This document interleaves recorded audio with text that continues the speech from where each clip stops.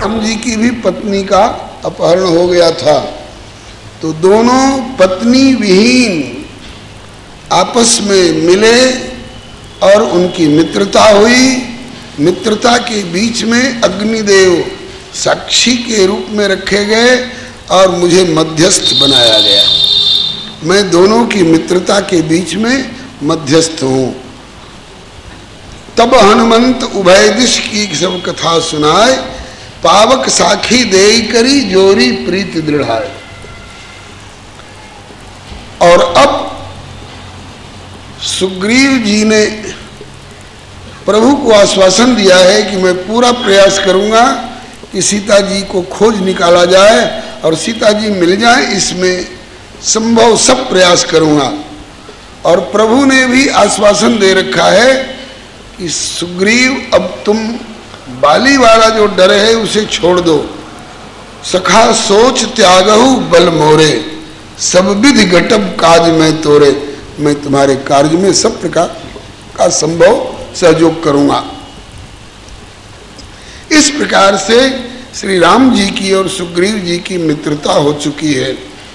और उसी वादे के अनुसार कुछ दिन तक तो सुग्रीव भूले रहे राज्य काज पा करके। इसी सिलसिले में बाली मारा गया, जिससे रावण की साठगांठ थी। तो रावण का एक मित्र मारा गया और उसकी जगह पर श्री राम जी का एक मित्र स्थापित किया गया है। अब जिनके द्वारा ये कार्य हुआ है, उन्हीं के द्वारा भेजा हुआ मैं आया हूं, ताकि आपका एक मित्र, श्री हरे नमः, रावण का एक मित्र तो मारा गया, अब रावण को मारे जाने की नौबत नहीं आवे। तो इसलिए मैं दूत बनकर के पता लगाने के लिए आया हूं। तो इस बात को सुन करके तब हनुमंत कही सब राम कथा। इतने तक की कथा तो कही ही होगी, जिस भाषा में, जिस शैली में। तब हनुमंत कही सब राम कथा और निज नाम, अपना नाम बताया। मैं हनुमान हूं, प्रभु का सेवक दूत बनकर के आया हूं। और तब हनुमंत कही सुन भ्राता, देखी चाहो जानकी माता। मैं माता जानकी का दर्शन प्राप्त करना चाहता हूं। दोनों गरजमंद हैं, एक जानकी जी के तरफ हैं और राम जी से मिलना चाहते हैं विभीषण जी, और दूसरे राम जी की तरफ से आ रहे हैं और जानकी जी से मिलना चाहते हैं। मतलब कि जो राम जी से मिल चुके हैं उनको जानकी जी से मिलना जरूरी है, और जो जानकी जी से मिल चुके हैं उनको राम जी से मिलना जरूरी लग रहा है। और ठीक इसके विपरीत राम जी को तो चाहें और सीता जी से दुश्मनी ठान लें, अथवा सीता जी को तो चाहें और राम जी से दुश्मनी ठान लें, तो दोनों खतरे में। यहां दोनों तरह के उदाहरण मिलते हैं। रावण ने सीता जी को तो चाहा, लेकिन राम जी को अपना दुश्मन घोषित कर दिया।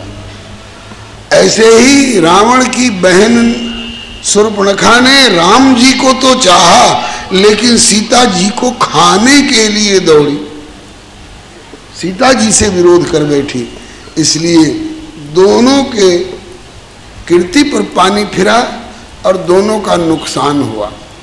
और वहीं पर इन दोनों को देखिए, मिलान करिए।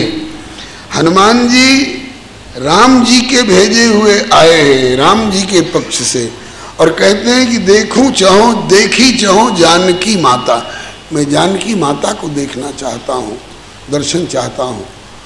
और विभीषण जी माता जानकी के तरफ के, क्योंकि इस समय जानकी लंका में रह रही हैं, तो जानकी की तरफ से विभीषण जी ये राम जी की कृपा चाह रहे हैं। तात कबहु मोहि जान अनाथा, करी है कृपा भानुकुल ना था।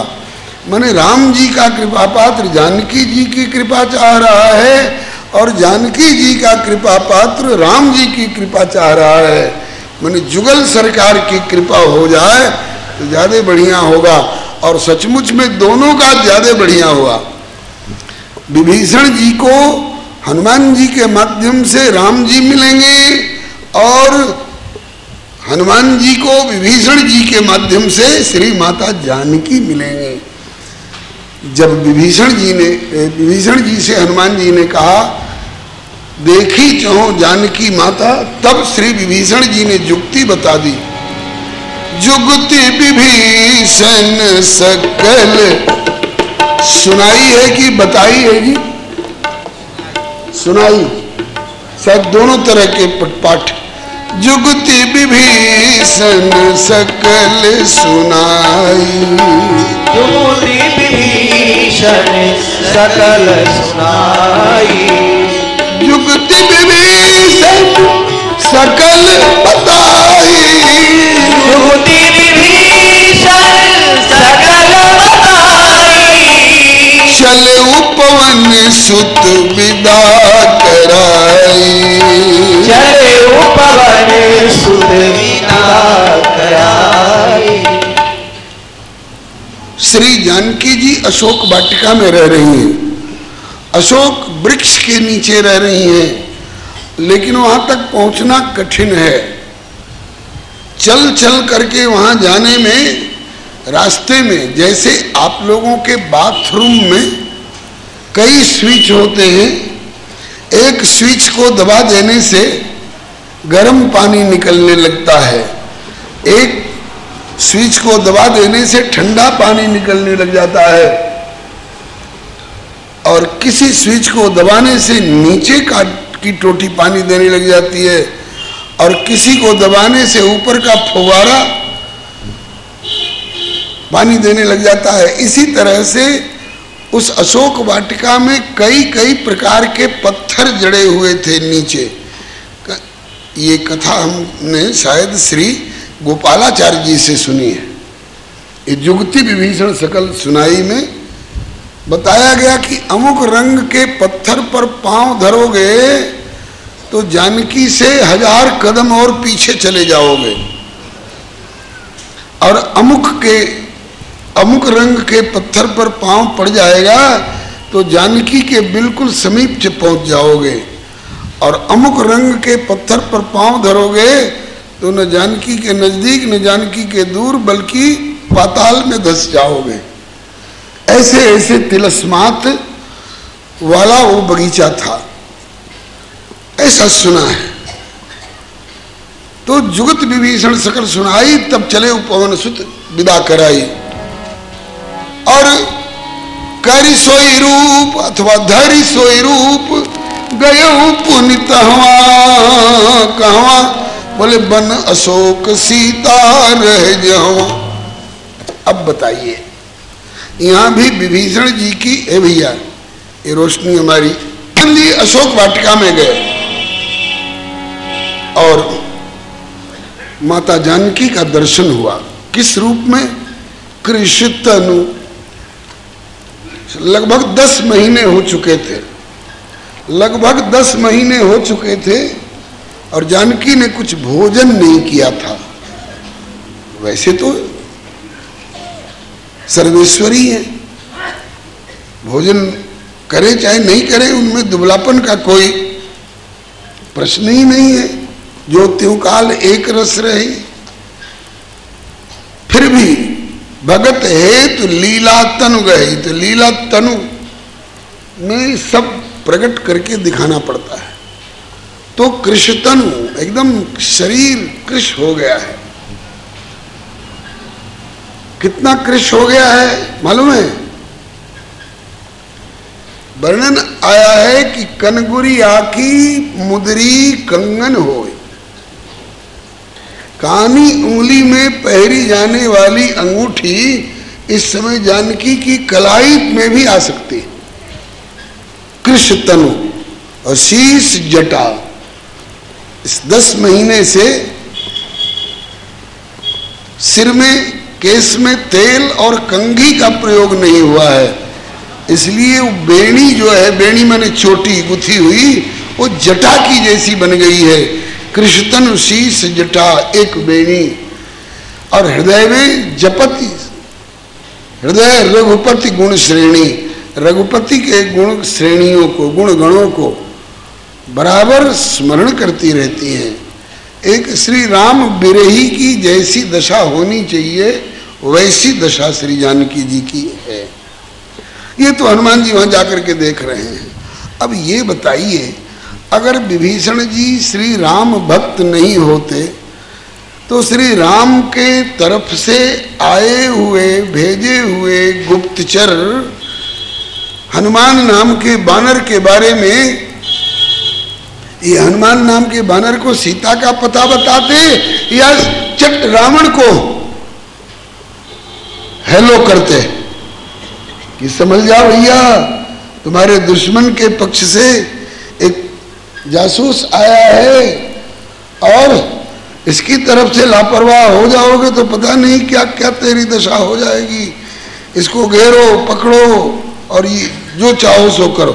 ऐसा भी कर सकते थे, लेकिन श्री विभीषण जी ने ऐसा नहीं करके क्या किया, हनुमान जी की मदद की। पाके हनुमत को ही की कली खिल गई, पाके हनुमत को ही की कली खिल गई, पाके हनुमत को ही की कली खिल गई, पाके हनुमत को ही की कली खिल गई। यह भी एक परिचय है विभीषण के हृदय की भक्ति का। हनुमान जी आप मुझे क्या मिल गए, मुझे श्री राम मिल गए। कि तुम राम, ये प्रश्न करते हैं, इस ब्राह्मण के रूप को धर करके आप कौन इस लंका जैसी निशाचरी नगरी में मेरे जैसे अभागे को दर्शन देने आए हो? कि तुम राम, कौन राम? बोले दीन अनुरागी, जो दीनों के प्रति अनुराग बिखेरते हैं, जो दीनों के प्रति, दीनहीन के प्रति प्यार उड़ेलने वाले हैं। कि तुम राम दीन अनुरागी, आप दीनों के प्रति अनुराग रखने वाले प्रभु श्री राम ही तो नहीं आ गए इस रूप में? किस लिए आए? बोले आए हो मोहि करन बड़भागी, मुझ अभागे को बड़भागी करने के लिए आपका पदार्पण यहां हो गया। कि तुम राम दीन अनुरागी, आए हो मोहि करन बड़भागी। तो इससे जाहिर होता है, इससे यह स्पष्ट होता है कि लंका जैसी निशाचरी नगरी में रहते हुए भले सगा भाई है तो क्या, रावण जैसे राक्षस के प्रेमी नहीं है ये विभीषण जी, श्री राम के प्रेमी। पाके हनुमत को ही की कली खिल गई, मानो प्रतिनिधि पठाए स्वयं प्रभु मिल गए। और दियो मारुति को मां मैथिली का पता, माता मैथिली, माता जानकी का पूरा पता ठिकाना और वहां तक पहुंचने की युक्ति बताई। अगर विभीषण ने यह मदद नहीं की होती, दिया मारुति को मां मैथिली से मिला, नहीं तो कपिवर का सब काम बेकाम था। दिया मारुति को मां मैथिली से मिला, नहीं तो कपिवर का सब काम बेकाम था। अगर विभीषण जी ने युक्ति नहीं बताई होती जानकी जी से मिलने की, तो अब तक का हनुमान जी का सारा प्रयास निरर्थक हो जाता, निराश लौट करके और श्री राम को नकारात्मक उत्तर देना पड़ता। लेकिन वारे विभीषण, और वारे विभीषण के हृदय के अंतराल में छिपा हुआ श्री राम प्रेम। इसके बाद अशोक वाटिका में क्या क्या घटनाएं हुई आप जानते हैं। हनुमत चरित्र कहने लग जाऊं तब वो कहा जा सकता है।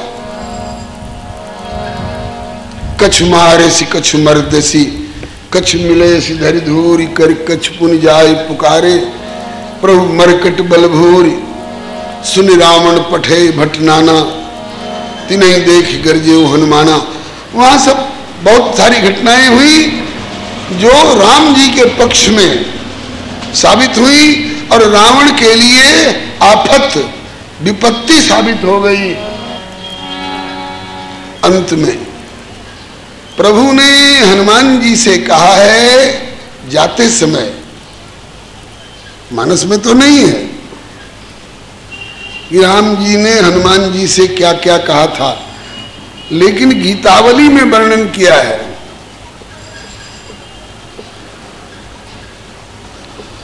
देख करके आओ। क्या देख के आओ? देख दुर्ग, रावण के किले की दुर्गमता देख करके आओ। कैसे कैसे उस पर आक्रमण किस तरफ से किया जा सकता है। देख दुर्ग और विशेष जानकी, विशेष रूप से जानकी को देखो और जानकी को प्रतोष दो, सांत्वना दो। देख दुर्ग विशेष जानकी और जान रिपुगति आओ। ये तीन काम करने हैं। शत्रु की गतिविधि को अच्छी तरह से समझ करके आओ। तो हनुमान जी ने सोचा कि जानकी को तो देख लिया और दुर्ग को भी रात में देख लिया, एक बार दिन में और देखूंगा। लेकिन सब कुछ देखने के पहले यहाँ का जो दुर्दांत शासक है दुर्जन रावण, पहले रावण को भी एक बार देखूं। तो रावण को देखने की दृष्टि से हनुमान जी जानबूझ करके बंध गए। कब बंधे? पहले तो अक्षय कुमार को समाप्त कर दिया है, उसके बाद श्रीमद् वाल्मीकि रामायण में वर्णन आया है कि पंचसेनाग्रगान, 5 सेनापतियों को समाप्त किया। साधारण साधारण राक्षस सिपाहियों को तो मारते ही है। पंचसेनाग्रगान हत्वा और 7 मंत्री सुतान अपि, मंत्रियों के 7 पुत्र, वो सब राक्षस ही थे, इन सबको मारा। उसके बाद फिर मेघनाद से पाला पड़ा।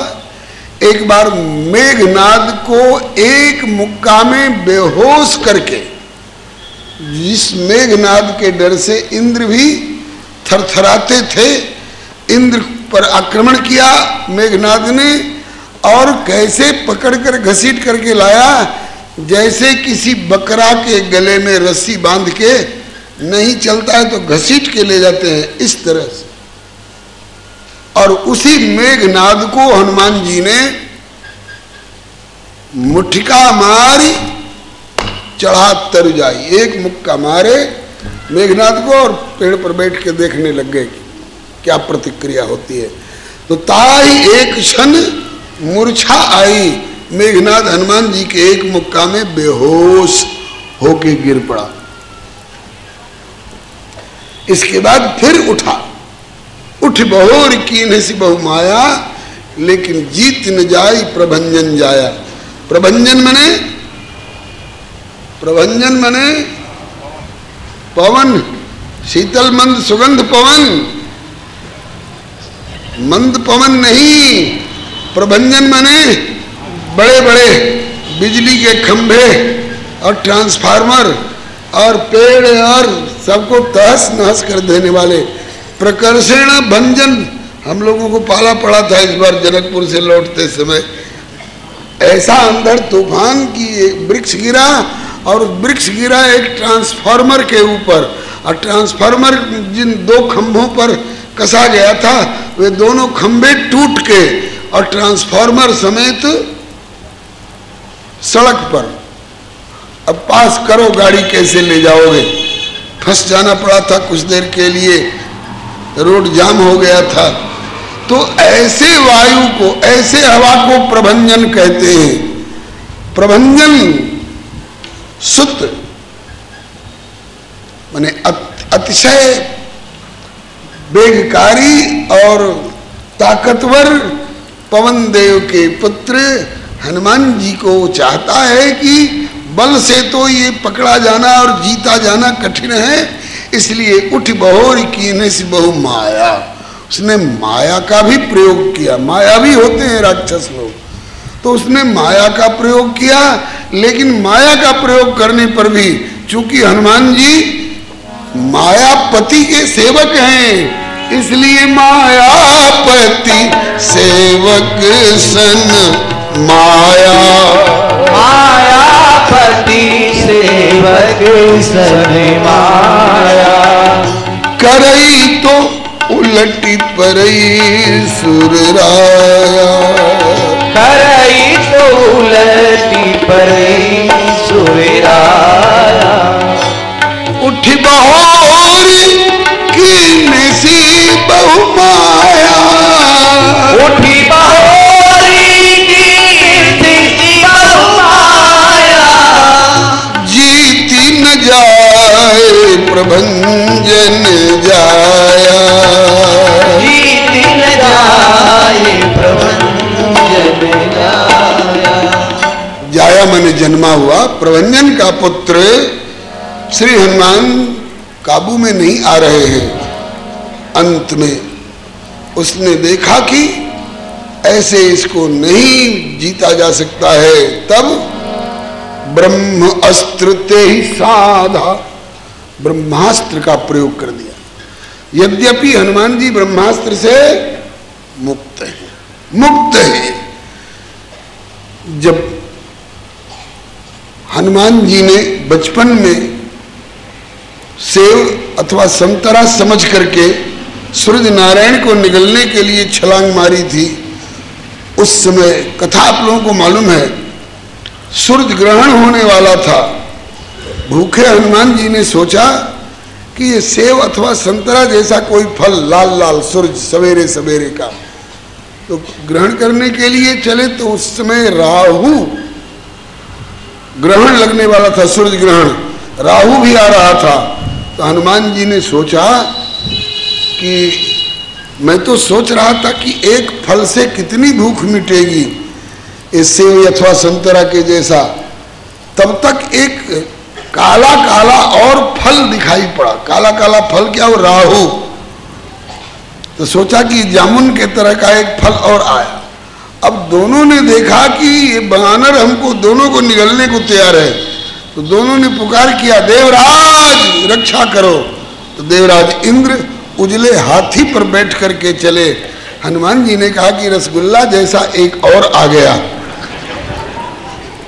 वो हाथी जो है ना इंद्र का, ऐरावत, उजले रंग का है। तो तीनों को एक साथ, अब इंद्र ने डर करके वज्र चला दिया था। वज्र से हनुमान जी की ठोड़ी, कौन सी? बामा हनु, बाई ओर का भाग, अभज्यत, थोड़ा उसमें गड्ढा जैसा हो गया। हनुमान जी मूर्छित हो गए थे। पवन देव ने अपना वेग रोक लिया। अब लोगों का श्वास टंग गया, देवताओं का भी श्वास टंग गया, चिल्लाने लग गए, पवन देव हवा छोड़ो, जीने दो, हमें श्वास लेने दो, ऑक्सीजन नहीं मिल रहा है। कहा कि ऑक्सीजन क्या, तुमको कार्बन भी लेना दुर्लभ कर दूंगा। तुम मेरे बेटे को मारो और हम तुम्हें जीने दें। नहीं नहीं, अभी हम जिलाते हैं। बोले जिलाओ, जिलाए। अब तो श्वास लेने दो, बोले अभी नहीं। आगे भी कोई देवी देवता इसका एक रोआ भी टेढ़ा नहीं कर सके। सभी देवी देवता जुटे हुए हो, सभी वचन दो। तो ब्रह्मा जी ने कहा कि मेरा ब्रह्मास्त्र इसका कुछ नहीं बिगाड़ सकेगा। इंद्र ने कहा कि मेरा वज्र अब हनुमान से टकराने की कभी ढिठाई नहीं करेगा।